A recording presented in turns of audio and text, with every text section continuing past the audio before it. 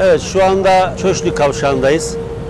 Burası bildiğiniz gibi çevre yolu üzerinde. Sürekli bu aralar özellikle transit yolcular açısından çok sıkıntı oluşturan bir yer. Pazar günleri düğün dönüşü burada oldukça sıkıntı oluyor. Ama bizler buranın hem Güney Kuşak yolu hem de Kuzey Kuşak yolunun birleşme noktası olması hasebiyle burada yeni bir düzenleme yapma gereği duyduk.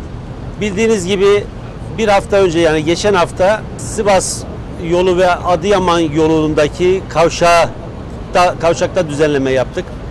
Orada yaklaşık 103 saniye olan bekleme süresi 33-34 saniyelere düştü. Burada da aynı şekilde yaptığımız simülasyona göre 84 saniye bekleme süresi var. Biz bunu arkadaşlarımızın yaptığı çalışmayla bunu 48 saniyeye düşürdük. İnşallah bu çalışmalarımız, tabii gördüğünüz gibi geceli gündüzü 24 saat esasına çalışıyor. Burada birçok birimimiz birlikte senkronize bir şekilde çalışıyor.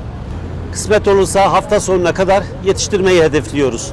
Evet, bu beklemeyle, yani bu düzenlemeyle 207 bin litre yakıt tasarrufu yapıyoruz. Burada emeği geçen tüm mesai arkadaşlarıma, emeği geçen herkese çok teşekkür ediyorum.